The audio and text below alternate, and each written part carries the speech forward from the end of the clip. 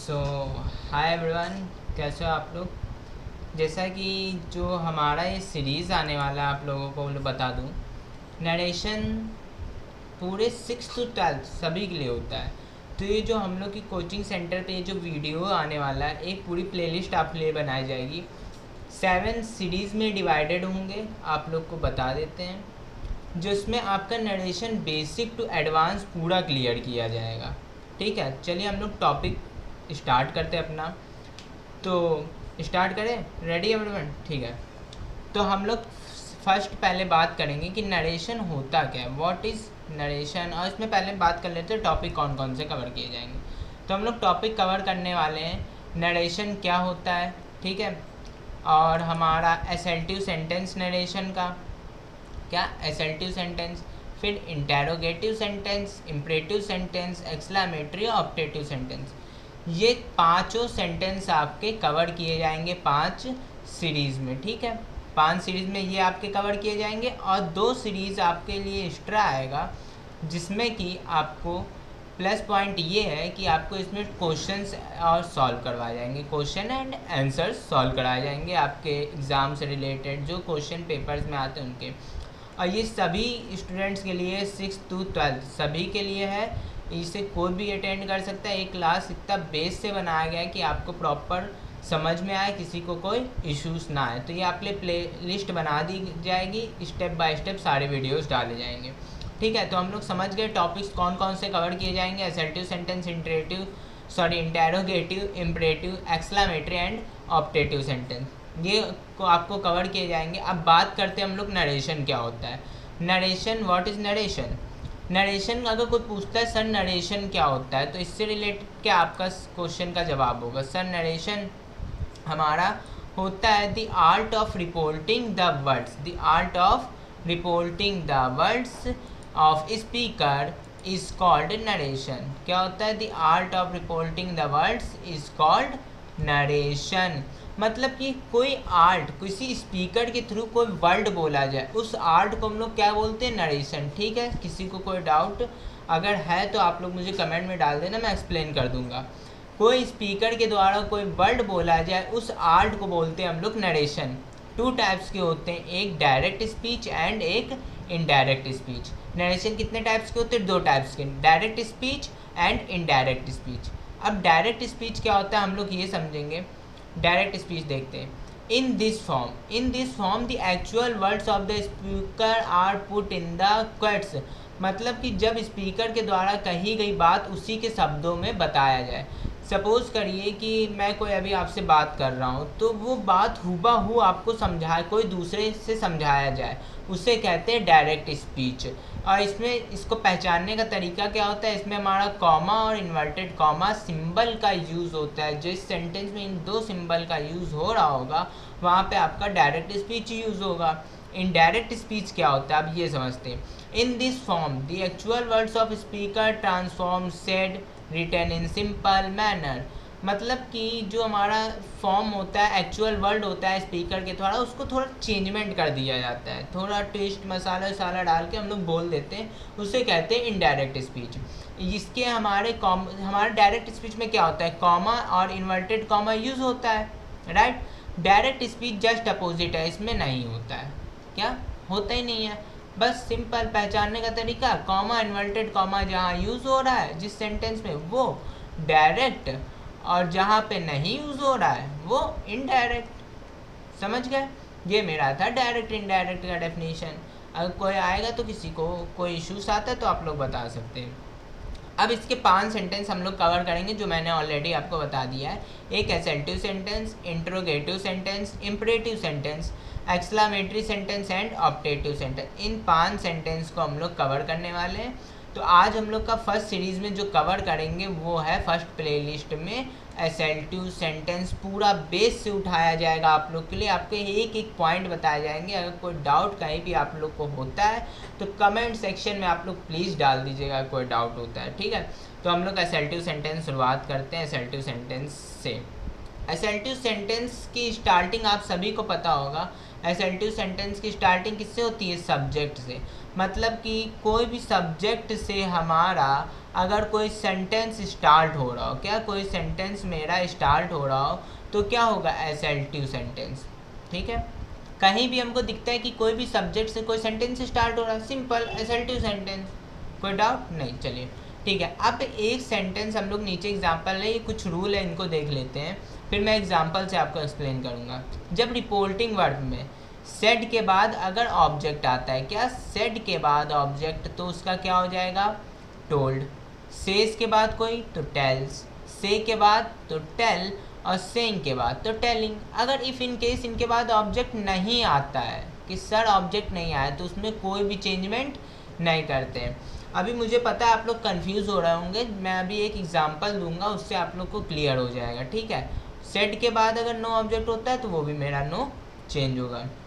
अब जैसे मैंने ऊपर बताया था कि डायरेक्ट स्पीच में क्या लगता है? कॉमा, इन्वर्टेड कॉमा लगता है डायरेक्ट स्पीच में, ये होता है, ये हमारा डायरेक्ट में होता है। लेकिन अगर इसको हम इनडायरेक्ट में जब चेंज करते हैं तो एक कंडीशन अप्लाई कर देते हैं, इसको हटा देते हैं। ओके, तो इसको हटाने के जगह हम लोग क्या यूज़ करते हैं असर्टिव सेंटेंस में? डैट का यूज़। किसका यूज़ करते हैं? डैट का यूज़। क्लियर है सबको?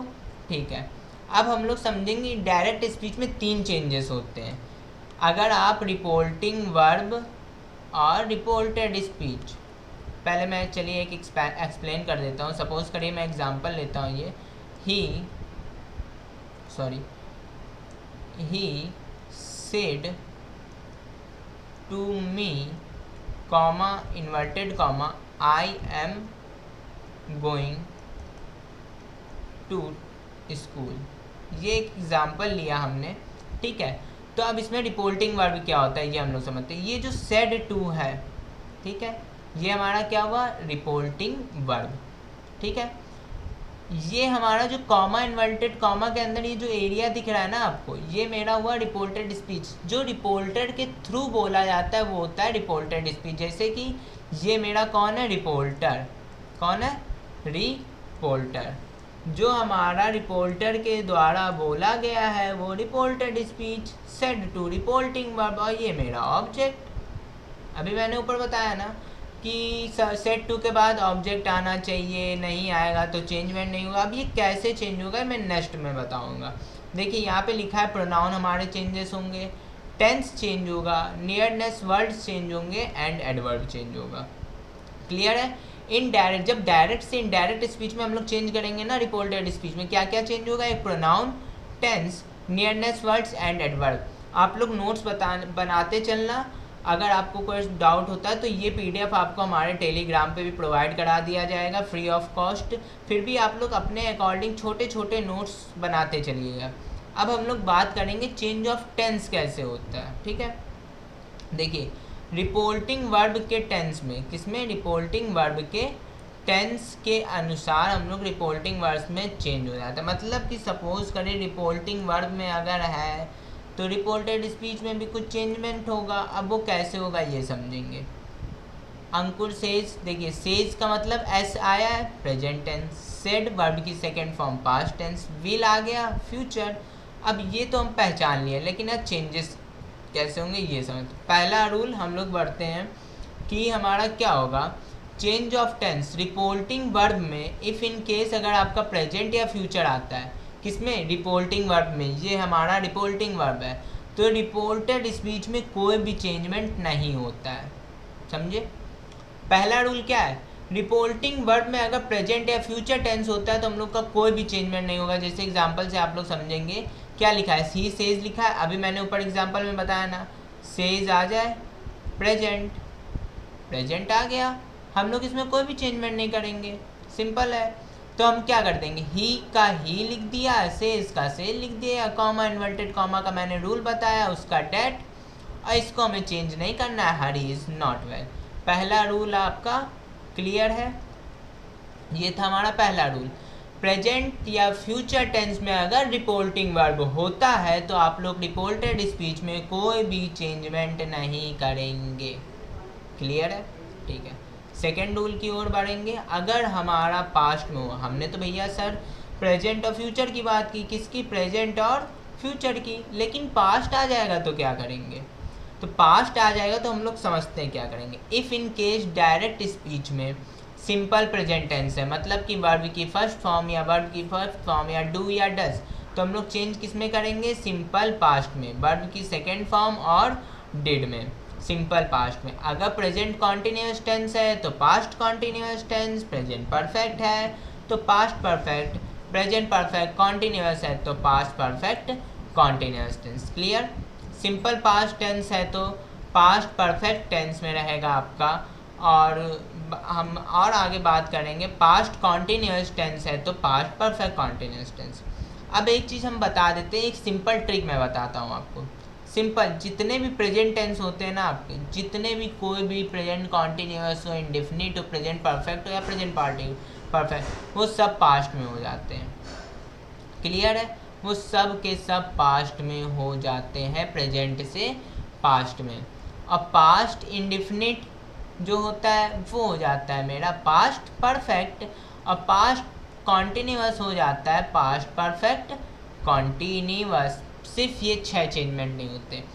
हमारा past perfect no change, past perfect no change, future कोई भी चेंजमेंट नहीं होगा, फ्यूचर का कोई भी टेंस हो हमें चेंज नहीं करना है। ठीक है, रिपोर्टेड स्पीच में अगर फ्यूचर का कोई भी टेंस आता है हमें चेंजमेंट नहीं करना है। कुड हो, वुड हो, शुड हो, माइट हो, ओथ हो, यूज हो, डिड नॉट हो, हैड हो, बेटर हो, वुड, कुछ भी आता है चेंजमेंट नहीं होगा। लेकिन अगर मॉडल्स आते हैं, विल का वुड, शैल का शुड, कैन का कुड और मे का माइट, ये आपके डायरेक्ट टू इनडायरेक्ट स्पीच में बन जाएगा। अब एक हम लोग एक्सेप्शन आता है, if in case reporting verb में पास्ट होगा फिर भी रिपोर्टेड स्पीच का टेंस चेंज नहीं होगा। ये एक एक्सेप्शन है, इसका मैं एग्जांपल अभी एक देता हूँ। कब कब, ठीक है, अगर रिपोर्टिंग वर्ब में पास्ट है तो रिपोर्टिंग स्पीच में कब कब सेंटेंस नहीं चेंज होगा, ये समझिए। पहला एक्सेप्शन, अगर मेरा रिपोर्टेड स्पीच यूनिवर्सल ट्रूथ और हैबिचुअल फैक्ट है तो रिपोर्टेड स्पीच में कोई भी चेंजमेंट नहीं होगा। एग्जाम्पल से समझते हैं, my father said the sun rises in the east. अब क्या जो ये रिपोर्टेड स्पीच है यूनिवर्सल ट्रूथ है, कोई भी इसको चेंज कर सकता है, नहीं ना। क्या ये जो हमारा सन है वेस्ट से उग सकता है, नहीं, हम लोग के अंदर पावर नहीं, तो इसमें यूनिवर्सल ट्रूथ है, कोई भी चेंजमेंट नहीं। रिपोर्टेड में माई फादर सेड, सेड हमारा चेंज क्यों नहीं हुआ, क्योंकि इसके बाद ऑब्जेक्ट नहीं है, कॉमा और इन्वर्टेड कॉमा को हटाकर हमने किया डैट, फिर the sun rises in the east, ये यूनिवर्सल ट्रूथ। सेम दूसरा एग्जांपल लेंगे, habitual fact, dogs barks at strangers, तो डॉग्स की आदत होती है, उसकी हैबिट है, तो ये भी मेरा कोई भी चेंजमेंट नहीं होगा। ये था मेरा एक्सेप्शन 1। एक्सेप्शन 2 की बात करेंगे, कोई भी हिस्टोरिकल फैक्ट पास्ट में हुआ हो, जैसे कि हम लोग सपोज करिए एक एग्जांपल मैं दे रहा हूँ आपको, Samudragupta is called Napoleon of India. आप सभी को पता होगा समुद्रगुप्त को नेपोलियन ऑफ इंडिया कहा जाता है, तो इसमें भी हमारा कोई भी सेंटेंस में चेंजमेंट नहीं होगा। ये मेरा एक्सेप्शन 2 था। एक्सेप्शन 3 मेरा क्या कहता है, जब कोई रिपोर्टेड स्पीच दो घटना का एक साथ, दोनों का साथ साथ घटने का जिक्र हो रहा हो, जैसे कि एग्जाम्पल लिखा है, my wife was making lunch I was studying while I was, जब ये खाना बना रहे तब वो क्या कर रहा है, स्टडी कर रहा है, दो काम एक साथ हो रहा है, तो इसमें कोई भी चेंजमेंट नहीं करेंगे, नो चेंज। आप एग्जाम्पल देख लीजिए, ही सेड डैट, सिर्फ हमने ये कॉमा इन्वर्टेड कॉमा को चेंज किया। फिर हिज वाइफ, ये प्रोनाउन अभी मैं चेंज करना पीछे बता दूंगा, प्रोनाउन अभी मैंने नहीं बताया। तो his wife making lunch while he was studying, pronoun अभी मैं क्लियर कर देता हूँ सबका भी, आगे नेक्स्ट आगे मैंने बताया है, ठीक है। फिर एक हाइपोथेटिकल और अनरियल फैक्ट्स हमारे जो होंगे वो नो चेंज होंगे, ये हमारा एक्सेप्शन 4 है। फिर हम लोग फिर आते हैं चेंज ऑफ प्रोनाउन, जो अभी मैंने ऊपर दिखाया, आई की जगह ही हो गया, हिज हो गया, हिम हो गया, ये कैसे चेंजमेंट हुए, ठीक है। Changes of pronoun, reporting verb का सब्जेक्ट और ऑब्जेक्ट किसके अकॉर्डिंग चेंज होगा, स्पीकर के प्रोनाउंस को चेंज किया जाता है। फर्स्ट और सेकंड पर्सन चेंज होता है मेरा, थर्ड पर्सन चेंज नहीं होता है। फर्स्ट पर्सन चेंज होगा और सेकंड पर्सन, थर्ड पर्सन मेरा नो चेंज होगा। क्लियर है, ओके। अब देखते हैं फर्स्ट पर्सन के अंदर क्या आता है। ये मेरे पर्सन है, ये आई हमारा पर्सन हुआ, आई और वी हमारा क्या होता है, फर्स्ट पर्सन। ये जो आपको आई बी माई ये होता है हमारा फर्स्ट पर्सन। सेकेंड पर्सन के अंडर आता है हमारा यू, और थर्ड पर्सन के अंदर आता है ही शी इट और दे। ठीक है, अब हमारा कौन कौन सा चेंज होगा मैंने ऊपर ही बता दिया आपको। एक हमारा फर्स्ट पर्सन चेंज होगा, एक हमारा सेकेंड पर्सन चेंज होगा। क्लियर है। आई का सब्जेक्टिव हमारा, ये हमारा सब्जेक्टिव प्रोनाउन है, ये ऑब्जेक्टिव है, और ये दो आपको पोजेसिव एडजेक्टिव पोजेसिव प्रोनाउन है। आपको सिर्फ इन चार पे फोकस करना है, इन चार से रिलेटेड आपके क्वेश्चन में चेंजेस होंगे।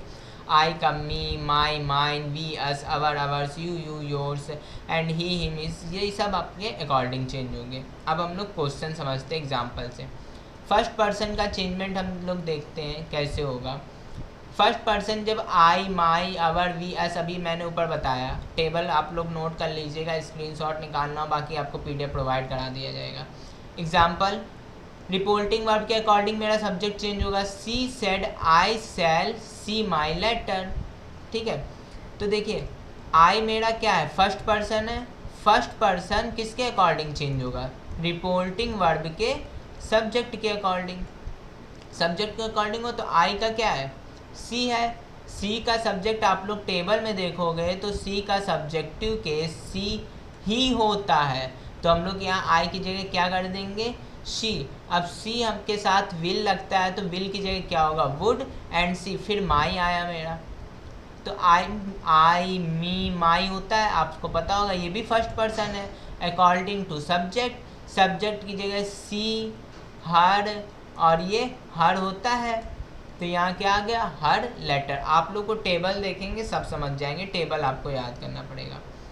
फिर पॉइंट्स रिमेंबर क्या रखना, अगर newspaper, magazine, firm, company, TV channel, we, our, us का यूज़ होगा, हमारा इसमें किस में चेंज हो जाए, कुछ भी होगा, वी आता है, अस आता है, अवर आता है, ये हमारा इट में ही चेंज होगा। ये आपको बात याद रखना है, ये पॉइंट बहुत इंपॉर्टेंट है, नोट कर लीजिएगा। न्यूज़पेपर हो, मैगजीन हो, फर्म हो, कंपनी हो, ऑर्गेनाइजेशन हो, या फिर टीवी चैनल हो, वी, अवर, अस का यूज़ हो तो वहाँ पे हम लोग इट, इट्स में चेंज करेंगे। क्लियर है, ठीक है। देन हम लोग पॉइंट्स एक और रिमेंबर याद करने वाला है, अगर यूनिवर्सल ट्रुथ में हमारा वी आता है तो वहाँ पे हम लोग वी को चेंज नहीं करेंगे प्रोनाउन को। देखिए यहाँ पे जैसे मैंने वी को चेंज नहीं किया है। क्लियर है। एक फिर सेकंड पर्सन पे आते हैं, यू, योर, योर्स, योरसेल्फ्स पे। रिपोर्टिंग वर्ब के ऑब्जेक्ट के अकॉर्डिंग चेंज होगा, जैसे वो मेरा सब्जेक्ट के अकॉर्डिंग है, ऑब्जेक्ट के अकॉर्डिंग। और दूसरा केस, अगर रिपोर्टिंग वर्ब में, किसमें, अगर रिपोर्टिंग वर्ब में ऑब्जेक्ट ना दिया हो तो वहाँ हम लोग मी मानते, क्या मान लेते हैं, मी। जैसे कि एग्जांपल लेंगे, he said to me you wash your face, you मेरा सेकंड पर्सन है, किसके अकॉर्डिंग, रिपोर्टिंग वर्ब के ऑब्जेक्ट के अकॉर्डिंग। मी, अब मी का सब्जेक्ट क्या होता है, आई होता है, तो यहाँ मेरा क्या आ गया, आई। योर मेरा क्या होता है, अब मेरा थर्ड पे जाता है, ऑब्जेक्टिव केस के बाद नॉमिनेटिव पॉजेसिव केस में जाता है, तो आई का हमारा क्या होता है, सॉरी, आई, मी, माई होता है, तो माई यहाँ हो जाएगा इस जगह पे, सिंपल। एग्जाम्पल से समझ गए। थर्ड पर्सन में मैंने पहले ही बता दिया, कोई भी चेंजमेंट नहीं होगा। जैसे कि यहाँ रिपोर्टेड स्पीच है तो यहाँ ही का ही रहेगा, बाकी सेंटेंस में वही चेंजमेंट, ही का ही हुआ, यहाँ मैंने चेंज नहीं किया, यहाँ ही डिड नॉट हो जाएगा, ठीक है, ही डिड नॉट, और यहाँ पे वर्क हार्ड होगा, सॉरी एक चेंजमेंट है, वर्क हार्ड, ठीक है, और यहाँ पे कोई भी चेंजमेंट हमारा नहीं होगा। क्लियर है ये थर्ड पर्सन प्रोनाउन, ठीक है। अब कुछ चेंजेस आते हैं कि सेंटेंस में, डायरेक्ट स्पीच में हियर आता है तो दियर, नाउ आता है तो देन, दिस आता है तो डैट, दिस आता है तो दोस, टुडे आता है तो डैट डे, टू नाइट आता है तो डैट नाइट, यस्टरडे आता है तो प्रीवियस डे, लास्ट नाइट आता है तो प्रीवियस नाइट, लास्ट वीक आता है तो प्रीवियस वीक, टुमारो आता है तो द नेक्स्ट डे। ये चेंजेस होंगे, कुछ वर्ड्स में होते हैं, जैसे एग्जाम्पल से अभी समझेंगे, ये कुछ और वर्ड्स हैं, हम एग्जाम्पल पे आते, एग्जाम्पल से समझते हैं। जैसे यहाँ एक एग्जाम्पल देखते हैं, यस्टरडे वाला, my mother said me I came here yesterday, क्या बोला, my mother said me I came here yesterday. Said के बाद हमारा ऑब्जेक्ट है, सेड का टोल्ड हो गया, मी, कॉमा इन्वर्टेड कॉमा हटाकर डैट, आई हमारा किसके अकॉर्डिंग चेंज होगा, माई मदर के अकॉर्डिंग, फीमेल है तो सी, पास्ट इंडिफिनिट का टेंस है तो हम लोग इसमें पास्ट परफेक्ट में चेंज कर दिया। हियर का देखिए हमारा चेंज हो गया देयर, एंड यस्टरडे का द प्रीवियस डे। क्लियर है? ये हमारा जो कुछ वर्ड्स थे वो चेंजेस होते हैं। कुछ रूल्स हैं, अगर बहुत 2-3 रूल्स हैं जो कभी कभी आते हैं आप लोग के इसमें सेंटेंसेस में। अगर वोकैटिव केस का रूप में नाउन दिया गया और रिपोर्टेड स्पीच में, तो वो नाउन इनडायरेक्ट नरेशन में चेंज रिपोर्टिंग वर्ब का ऑब्जेक्ट बन जाता है। जैसे यहाँ पे देखिए वोकैटिव केस का नाउन आया है, वोकैटिव केस का नाउन है, ठीक है। देखिए ये हमारा क्या बन गया, रिपोर्ट, जब इनडायरेक्ट में चेंज किया तो रिपोर्टिंग वर्ब का ऑब्जेक्ट बन गया। तो हमारा सेंटेंस क्या बना, माई फादर टोल्ड शिव, फिर comma inverted comma remove that, फिर हमने प्रोनाउन को चेंज किया, फिर टेंस को चेंज किया, he was displeased with you का हमारा हिम। ये हमारे प्रोनाउंस चेंजेस हुए और हमारा वोकैटिव केस रिपोर्टिंग वर्ब का सब्जेक्ट बन गया। ये कुछ हमारा रूल नंबर 1 था। रूल नंबर 2 क्या कहता है, अगर रिपोर्टेड स्पीच में oh, well, I, she, you, no, okay आता है तो इन्हें रिमूव कर दिया जाता है। जैसे यहाँ पे वेल आप लोग ने देखा तो ये रिपोर्टिंग वर्ब का हमारा ऑब्जेक्ट नहीं बनेगा, इसको हटा दिया जाता है। Her father said comma inverted comma that, फिर जैसे हम लोग टेंस प्रोनाउन चेंज करते हैं वैसे चेंज किया है, सी वुड पनिश मी। ये पॉइंट क्लियर है। थर्ड पॉइंट आता है हमारा, अगर सर या मैडम का यूज़ होता है तो वो भी हटा दिया जाता है, उसकी जगह क्या करते हैं, यूज़ रिस्पेक्टफुली। जैसे यहाँ पे सर का यूज़ हुआ तो सर को हटाकर हम हिम जिसके पहले क्या लगा दिया है, रिस्पेक्टफुली, और फिर डैट, फिर हमारे जैसे सेंटेंस चेंज होते हैं वैसे ही सेंटेंस को हम लोग ने चेंज किया है। ये हमारा थर्ड पॉइंट था। फिर सॉरी ये फोर्थ पॉइंट है हमारा, अगर रिपोर्टेड स्पीच में एसल्टिव सेंटेंस एंड से जुड़ा हो का यूज़ हो, तो दो से हो तो उसे एंड से जोड़ देते हैं और बाकी सेंटेंस वैसे ही चेंज करते हैं। देखिए जैसे यहाँ 2 एसल्टिव सेंटेंस आया है तो यू का हमारा अकॉर्डिंग टू ऑब्जेक्ट, यू का हमारा सी हो गया। ये प्रेजेंट कॉन्टीन्यूअस है तो present in sorry past continuous हो गया। फिर इस फुल स्टॉप को हटाकर हमने क्या ऐड किया, एंड, फिर ये आई मेरा फर्स्ट पर्सन के अकॉर्डिंग तो ही हो गया, प्रेजेंट कॉन्टीन्यूअस है तो पास्ट कॉन्टीन्यूअस हो गया, एंड लगा के हमने सेंटेंस को जोड़ दिया। ये था मेरा रूल नंबर 4। आपका एसल्टिव सेंटेंस पूरा टॉपिक यहीं ख़त्म होता है। हम लोग नेक्स्ट टॉपिक में क्लियर करेंगे अपने इंटेरोगेटिव सेंटेंसेस। सेकंड प्लेलिस्ट आप लोग के लिए इंटेरोगेटिव सेंटेंसेस के बना दिया जाएगा।